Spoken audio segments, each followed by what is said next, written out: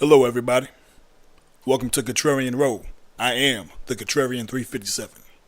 It is not a moral failing that, because you know why black people are more likely to do things to you than other people? Because you live around them. Not because they're morally flawed or decrepit or morally bankrupt. Obviously, I disagree.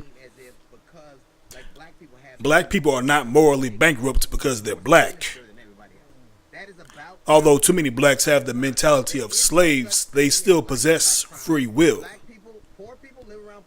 Therefore, blacks are morally bankrupt due to a collection of bad decision making due to the influences that blacks overwhelmingly support, including leftist politicians and so-called black leaders that have sold them out, and the poisonous rap music that celebrates rape, drugs, excess, and death.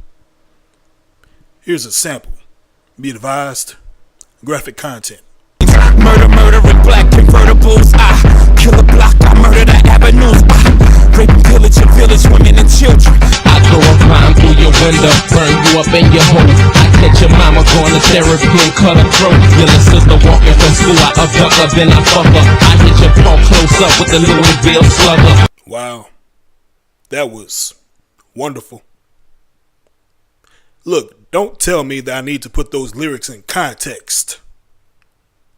Some things that come out of people's mouths don't deserve context. Anyway, so-called civil rights activists perpetuate this immorality by treating black people like retarded children as if they're not capable of being held accountable for their behavior. Remember that incident in Chicago where those 4 black savages tortured that young white man? I just want to remind folks that, Well, that racist Symone Sanders did her damnedest to defend those niggers. the worst parts of America have been brought from the fringe into the mainstream. So that affects people on both sides. We've talked about white nationalists and white supremacists and the KKK, but there are also when this inflammatory rhetoric is out there, when someone is repeatedly telling you that your community is the worst of the worst, it brings out the worst of the worst in people. I am very hesitant to cast these young people as folks who come from broken homes. For all we know, they have a mother and a father who work very good, hardworking jobs, who have instilled or tried to instill good moral values in them, and the young people just aren't listening. The relationship of black people to America is very different than the relationship of white people to America. We're talking about, years, 200 plus years of slavery, 87 plus years of Jim Crow. And I'm not making excuses for these things. The hell you ain't. We don't know if it's a hate crime. Okay. White people, boy. No. Boy. Yep. Y'all heard that. Although these hood-ass, ghetto-ass punks kidnapped this young man and tortured him, let's not judge him too harshly. Yeah, they deserve to get punished, but these young people were acting out on Donald Trump's racist rhetoric and past injustices. Let's not condemn, but understand their frustrations. I don't think it's evil. Now I'll put the link to this video in the description box. You can see it in its entirety. It's unfathomable that She sort of mentioned the influences of things on the radio in passing. But here's my question. Why won't so-called black leaders address the underlying issues of the cultural and moral decay in the black community? Perhaps because there's no money in it.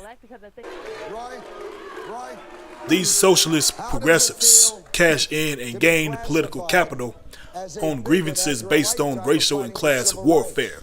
So the day when more blacks stop embracing the thug and ghetto culture that perpetuates violence and victimhood, and learn to take instances of racial and economic inequality as opportunities to employ self-determination and self-reliance, the Al Sharptons of the world would be out-of-work race pimps. Therefore, it is in the interest of these puppet overseers of the leftist plantation to keep misguided blacks in the war zones across the inner cities of America. Pure immoral and pure evil. There is nothing else to call that. So, as a so-called civil rights leader, how would you do this? Well, you have to continuously plant seeds of hopelessness and resentment based on slavery and Jim Crow as the reasons for the ills of the black community, even though these events have very little to do with the plight of blacks in 2017. You spread false narratives like, hands up, don't shoot. You spread other false narratives like, cops have open season on black men. Even though in 2016, I believe cops around the country managed to kill 2 to 3 times more whites than blacks, even as blacks committed more than half of the country's murders. The idea is to create this militant, angry black man who will have the testicular fortitude to mow down cops because, you see, this is the radical leftist form of revolution. And as I said earlier, you can't condemn his actions, but understand his frustrations. And if you can't do that, then you're an Uncle Tom. You coon, you. Pure, evil, and immoral. Now, you can go way back to Martin Luther King Jr. near the end of his life, when he was at least dabbling in socialism. Unfortunately, the rhetoric coming from the so-called civil rights leaders today suggests that the only solution for blacks is outright socialism. Socialism is, guess what? Immoral and evil. Question. What is the difference between socialism and, say, this? My Ross, you already know what it is, nigga. Cut the check, it's your motherfucking neck, nigga. G's up, nigga. We're 150 deep, nigga. Yeah, nigga. Memphis 10, right all day, nigga. G's up, nigga. Nothing. There is no difference. Socialism is basically extortion. Government comes in, determines who society's winners are, take from them and give to those who they deem less fortunate. Basically at gunpoint. Now you can go back before the civil rights era. Black people's saving graces were the 2-parent household and God. Now we all know about how Lyndon Johnson enticed black women with the welfare state with the stipulation of there being no man in the home, but check this out. You know how pro-blacks like to say that black people are beaten down by white supremacy. Yet, they can't point to any policies that are currently implemented that are specifically intended to harm blacks and benefit whites. White supremacy is supposed to be an all-powerful, all-encompassing entity, and therefore, white supremacy is so insurmountable that it is the responsibility of whites to bail out blacks. White supremacy is essentially a religious belief. And pro-blacks have in essence exalted the white man as a god.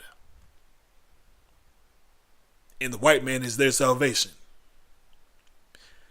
So why are blacks immoral in this instance? Because too many blacks, either intentionally or subconsciously, view the government as their daddy and the white man as God. You see this photo? It's former President Barack Obama pictured with some musicians. Now let's see. We got Busta Rhymes there and Ludacris there, and most notably, Rick Ross. Now, Rick Ross stole the persona of a drug trafficker by the same name and now raps about selling dope and blowing heads off people with AK-47s. You know, it's a sad day when even the President of the United States is tacitly normalizing criminal activity. Now, this gathering was for a presidential initiative called the Minority Youth Empowerment Program. Now, this was done in April 2016. Got a funny story, though. In June 2015, Rick Ross was charged with aggravated assault, aggravated battery, and kidnapping. During this event at the White House, he wore an ankle bracelet as a condition of his release. And you know what happened? The motherfucking ankle bracelet went off. You know, this event would be tantamount to pedophiles being invited to counsel victims of child molestation. That's how absurd this is, in my humble opinion. Now, are these the role models that black youth have? And if so, black people are doomed. You know what? They can't blame anyone but themselves mostly. They poison their own brains with this mind-numbing rap music. You continuously vote for people who haven't done anything for you in at least the last 50 years. And you want to talk about white supremacy? Y'all fail to recognize the whites who are actually subverting you. What about the white liberal who look down at you like you're their pet? Oh, I'm sorry, you vote for them. My bad. And for you Black Lives Matter supporters, check out George Soros. He partially funds Black Lives Matter. Do you know who he is and what he's about? I would challenge you to do your own research, but in a nutshell, I know some of you like to call Donald Trump a fascist and a Nazi, but this man, George Soros, he's an actual Nazi war criminal. And he spoke about enjoying the experience of looting his fellow Jews. He speaks about having messianic fantasies. In other words, he thinks he's God. He goes around the world and topples economies for financial gain. And you know what his next target is? The United States. And I would say that that's where and he's using you dumb niggas for his divide and conquer strategy. Him and Obama. Anticipate events, George Soros is literally the devil. One is threatened, evil and immoral. of evil. I mean, You see how it's all coming full circle now? My understanding is If y'all want to be useful idiots to these politicians, these rappers, into a monster like George Soros, have at it. I'm through. Wow. Well, I would like to thank everyone for watching. Please tell me what you think in the comment section. Please like and subscribe. I would like to thank all of those who have subscribed thus far. And do me a favor, if you like this video or any of my other videos, please share them. Again, thank you for watching. Have a good day.